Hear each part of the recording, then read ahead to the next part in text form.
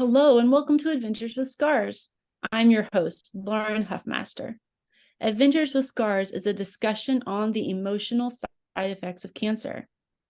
When someone is diagnosed with cancer, she's presented with a huge binder on all the physical side effects she may or may not experience. This binder allows patients to be aware and not be caught off guard by the changes they'll experience. But when it comes to the non-physical impact of cancer, the way cancer impacts the rest of your life, your relationships, and your emotions, no direction is provided. On this podcast, we want to define how cancer impacts the rest of our life. We're providing stories and words to define cancer's true impact. Our hope is that by talking about this other side of cancer's story, we will minimize the emotional side effects of cancer and all those experiencing cancer today. So today, we're going to talk to someone who's been living with metastatic breast cancer for 2.5 years. We welcome Mandy Bryant to our show. Mandy, thanks for being here. Thank you for having me, Lauren. Mandy, can you start off by telling us about your cancer story? I certainly can. My cancer story, I have to back up just a little bit, actually begins with my late husband, and just the emotional toll that took on myself and my two boys. He passed away in October 2020 of a glioblastoma multiforme, or GBM. It was a highly malignant GBM, which is already a highly malignant brain tumor. But he was here one day, and 2 months later, he was no longer here. He was one of the strongest people that I knew, strongest physically, emotionally, spiritually. And, I've had people tell me that I handled that with such grace, but sometimes I think God just gives you the strength that you don't know you have to get through it. I became a taskmaster. I went back and forth between my kids and my late husband, just trying to make sure, I'm sure that I didn't make all of them, but trying to make sure I met their emotional needs and I answered their questions. They were 7 and 10 when James passed away. And the 7-year-old, I don't know that he really comprehended. I think he's actually still grieving the loss of his dad. 10-year-old a little bit more. And then fast forward to not even a year later, and I was diagnosed de novo stage 4. So I was scared to tell my kids, speaking of fear, because they understand what stage 4 cancer is. Even though brain cancer is a little different, but I can tell you that their faith and their strength and their daily prayers get me through day to day. We jokingly call it, there's a group of women that I'm close with. We met at Little Pink Houses of Hope. And we call it scanxiety, when the anxiety that you get surrounding a scan. And, those happen every few months. And I definitely get that. And that takes a toll on you. And people that don't have cancer don't understand, because we live scan to scan, kind of, sort of. So I remarried, and my husband knew my late husband. It's a neat story. I was friends and worked with his sister, so that's how we met. And so I've known their family for a long time, and my boys and Daniel have really bonded. And so this gift and this new relationship has brought a joy to my life, that a renewed joy that cancer couldn't take away. But just, I would say day to day is how we live now, and with a hope for each new day, that, and an appreciation for each new day that I didn't have before. I was a planner. And sometimes we plan things and we can't do them. And that usually is because of me and the way I'm feeling, or my treatments, or I'm sick because I have this bug, from a compromised immune system. So I think that's kind of the way that cancer has taken its toll on me, but also renewed my spirit and just given me this new kind of hope each day. And then my children, I can see it takes a toll on them. At the same time, when they pray about me every day, I can see their faith grow, and I can see their trust in God grow.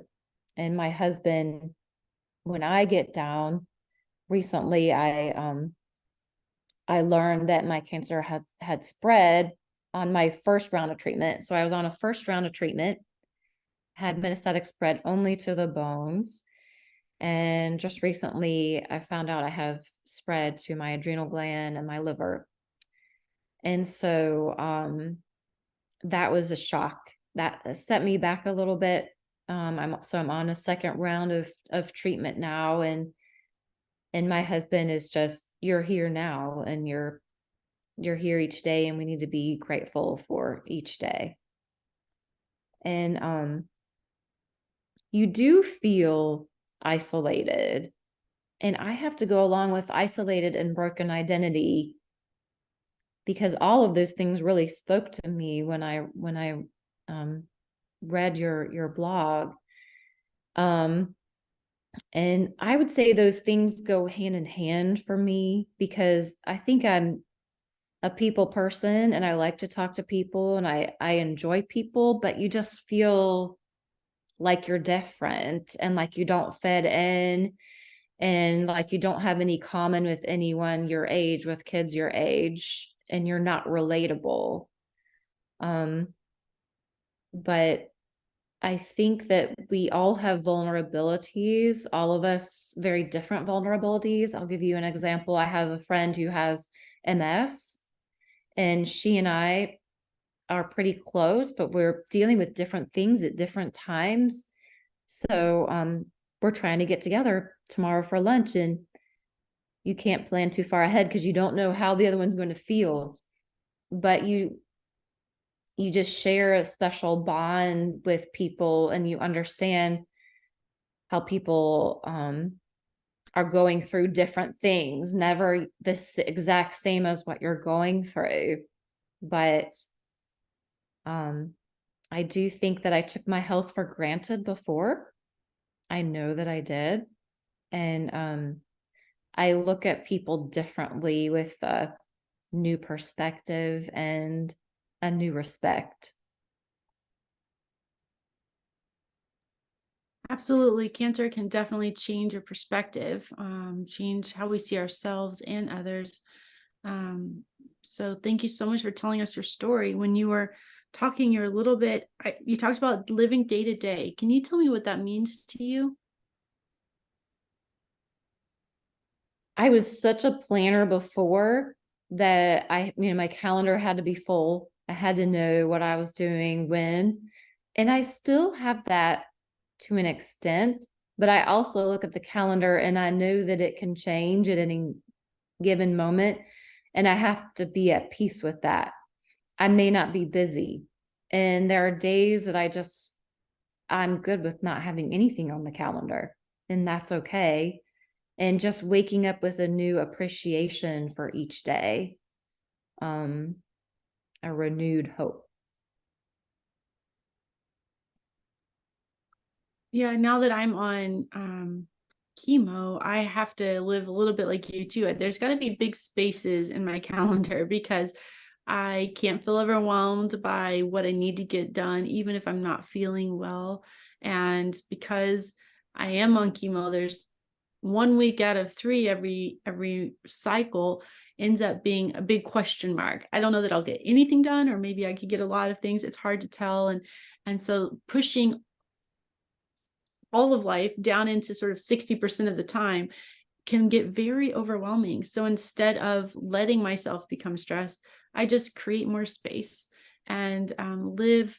I don't know that I've gotten to where I can live day to day. I definitely am still a visionary, a planner, but I expect less of myself and give myself sort of the space and the grace to let whatever comes up be what takes up my time. I think that for me, especially if I am going really hard or trying to achieve a lot of goals, I don't get to experience my own thoughts even and know where I am mentally, physically. I know what it is I'm actually thinking about, processing in these moments of physical weakness and honestly mental weakness sometimes. And I've learned that it's better for me to have space in my time, not to be overly planned, so that I can actually experience what it is that's going on in my emotions and my soul and my mind, all of these areas that are often overlooked when you're busy. We need to give ourselves grace. And I don't know that as mothers and women, I think that's difficult to do sometimes because and most things that we have on our calendar aren't necessary. Some things are, but I think just giving ourselves grace and we're doing the best that we can and utilizing our support system more.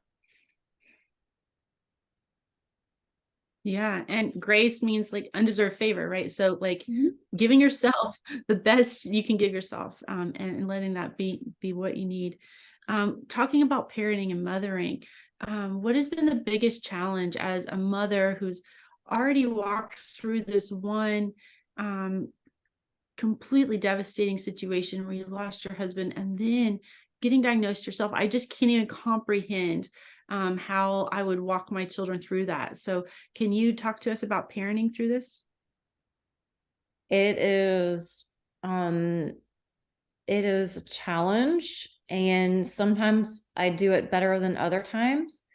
When I'm in fear, I don't do a good job. When I let my fear go and I am where I'm supposed to be in a better mindset, then I do a better job. But I think I try to guide my children through their faith and strengthen their faith. And I also want them to know that their dad's cancer and my cancer are not their legacy. They have and will make their own legacy. And they're bright, fantastic boys who have their bright futures ahead of them. And I'm trying to really teach them that their faith will get them through and help their faith guide them. That's one thing I've worked on as a parent, is trying to not let me be the source of love or the source of safety or the source of anything in my children's life, but instead always directing them toward the greater family, not just the mothering part Mm-hmm. of the family, but all the family that they have, all the friends that they have that would happily support them, move them toward faith and love and hope and things that are going to go on long beyond me or their dad. And because I don't want there to be a vacuum in their life if I suddenly become frail and sick or pass away, I want them to have a source, a source Mm-hmm. of love, a source of safety that isn't shaken when I am gone. And that's hard. It's made them very independent. My My oldest is 14, but she can do all of life by herself, it seems like. And they do have the ability to move sort of beyond my safety circle and into the world. But parenting is an experiment. It's a 30-year experiment for most people. And knowing how deep this goes into them is not going to be known for decades. But I do hope that, from my perspective, giving them a source of love and safety that's not from me only is going to be really important for their emotional health long over their course of their life. Absolutely. Now, you mentioned earlier about controlling your fear. Can you tell me something you do that helps you control your fear? I have to go to scripture. I have to step back and read my devotions and recite scripture verses. Do not fear, for I'm with you. I also go to friends who are sources of, I guess, joy and strength, and who also are strong Christians. And I have to kind of talk through things. So I talk through things with people. And my husband is a very strong Christian, and he sometimes has to talk me out of my fear. My fear is really not me. My fear is what my family has to deal with. And so I have to go back to scripture.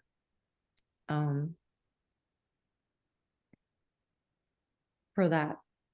I think that's a great distinction that people might take for granted. The fear of dying for me is not, again, and not about me at all. It's about what will happen to the children. How will the family continue? What will they have to deal with once I'm gone? I think that is a mom's heart, right? It's just that always for the children, making sure that their safety and their presence in this world is okay, even when we're gone. So I do think that that's a real good distinction that people probably may not know. The other thing you mentioned was the legacy of your boys. My husband recently spoke at a conference, and he talked about the legacy of cancer. And I think we all, when we think of cancer, the first thing that comes to mind is death and maybe suffering and treatments that are terrible and that take your hair and leave you scarred.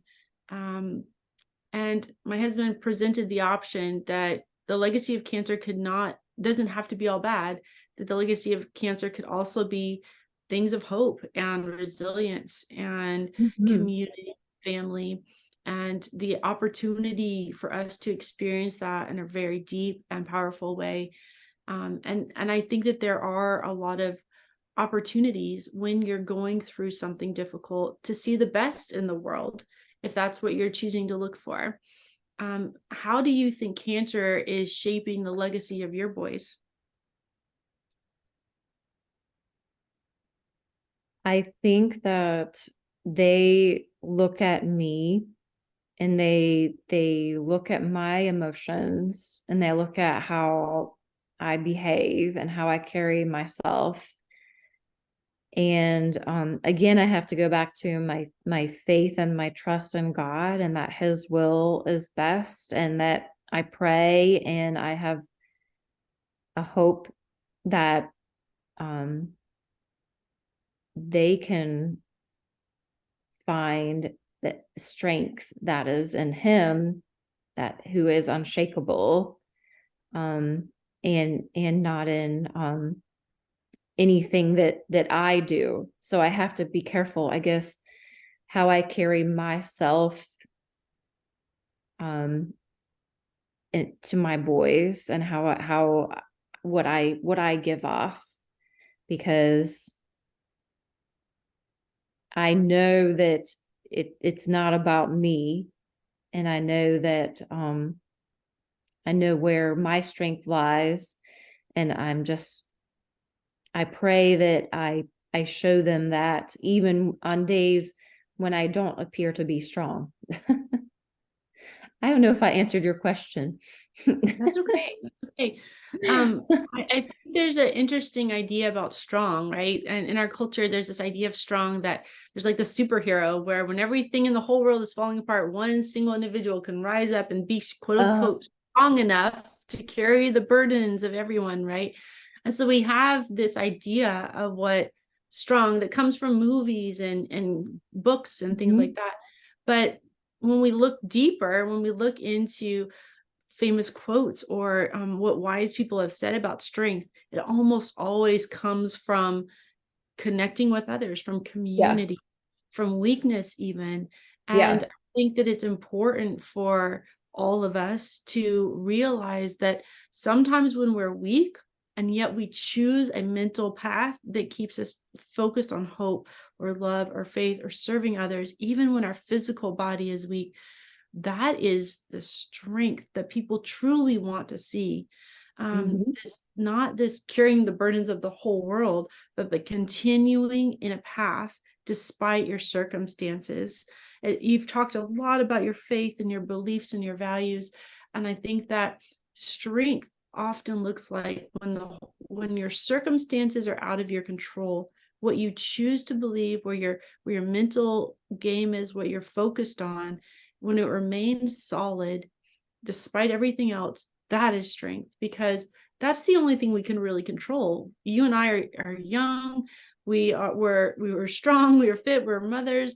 We didn't have the ability to control whether cancer came into our lives, but we can control who we are through this process, and How we that respond. and how we respond and the words that we say and what we do with the time that we have. And I think that is the strength that your kids are looking for, your community is looking for. That is what they're going to remember about both of us, because it's the kind of strength that we can all obtain. We can't obtain the kind of strength that will lift buildings when they fall, but we can obtain the kind of strength that allows us to remain who we are, remain unchanged in our purpose and our intention, no matter what's happening around us. I think this is a kind of strength that gives people hope.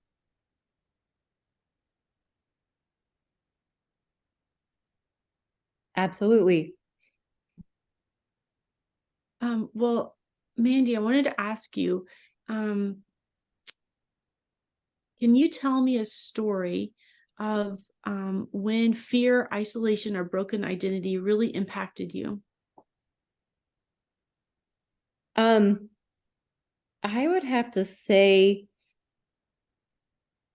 I used to be a runner. And it's kind of interesting. This kind of ties into my late husband because I decided to run a half marathon. Um, so he passed away in October of 2020. So March of 2021, I ran a half marathon and I ran it around our old neighborhood where we used to live when we first met because we moved around a lot. And it was also our old funeral home, not our old funeral home, excuse me, our old church, and then the funeral home where his service was held. And it was, I never look, as a runner, this is odd. Most people will look at their race schedule and know where their course is.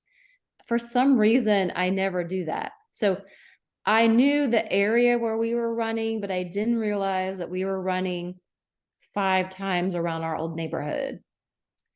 And I struggled through training for that race. I struggled through that race. I didn't know why it was so hard.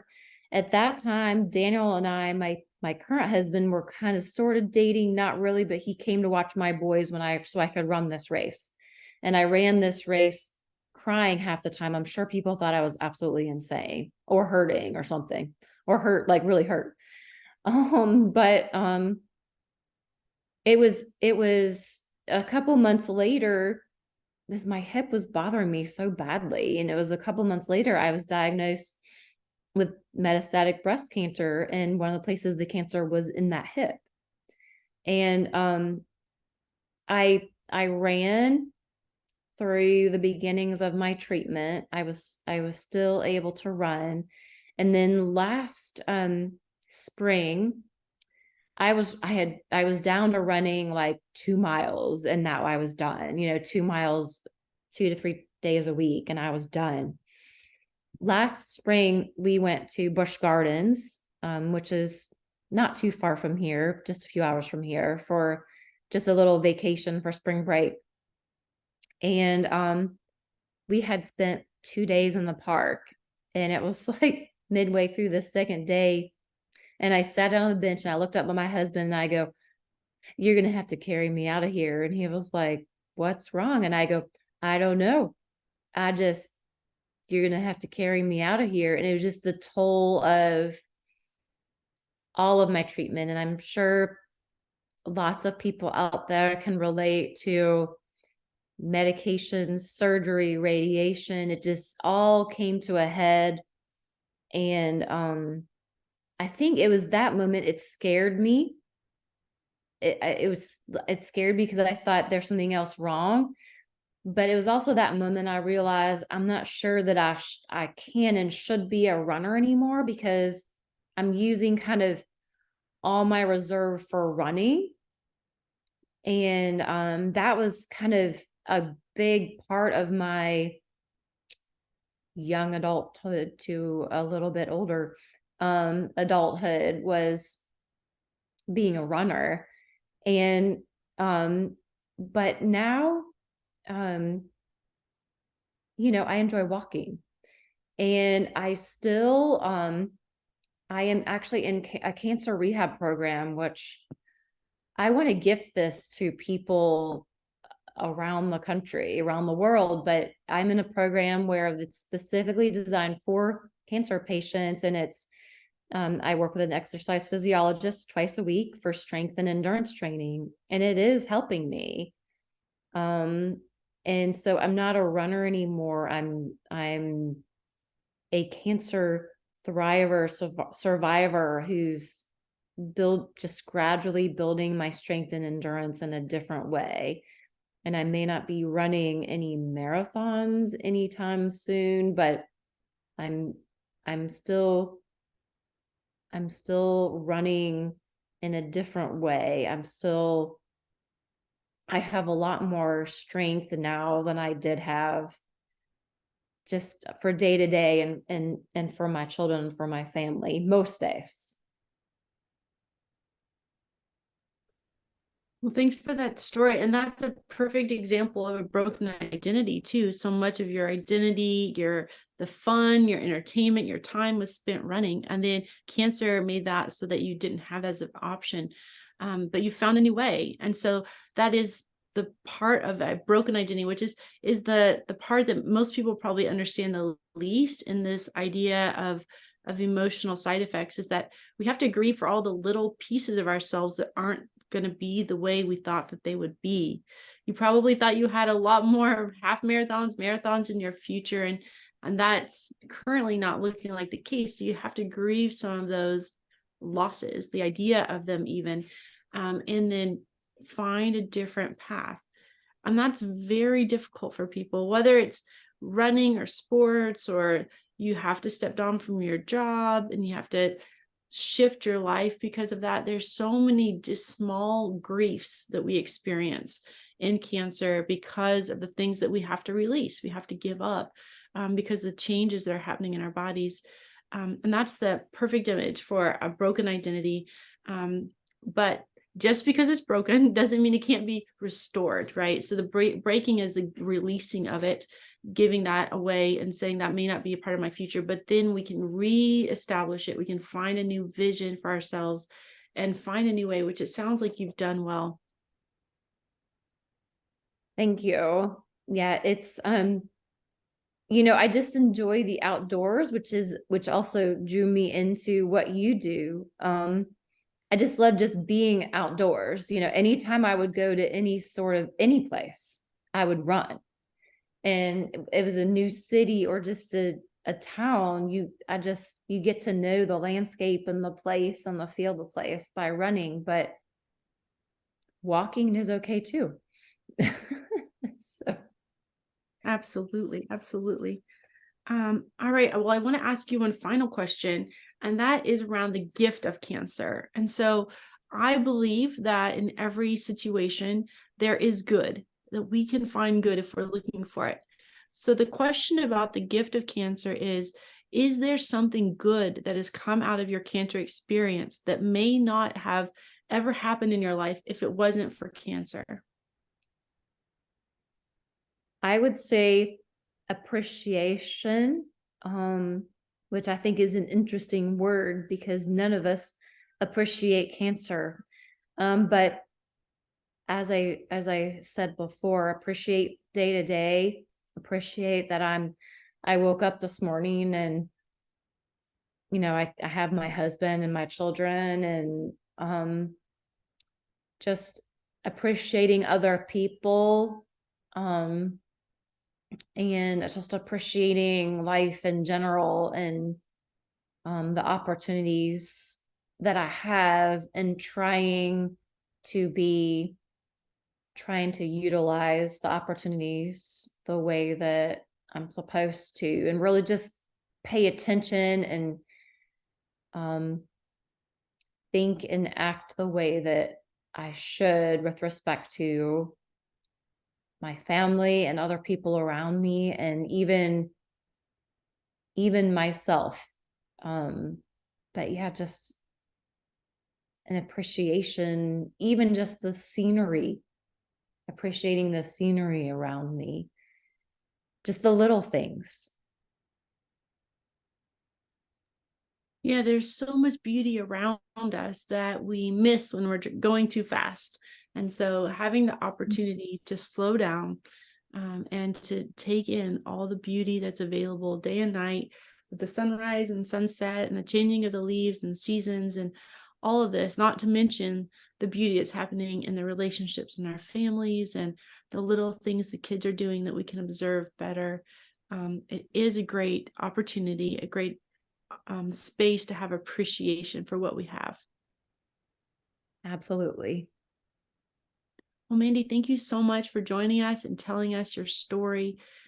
We hope that, I know that your story will encourage many people, because there are a lot of women out there who are parenting through cancer, who don't know exactly what to do. None of us have the answers, but if we can all just share our story, we'll be more confident as we move forward.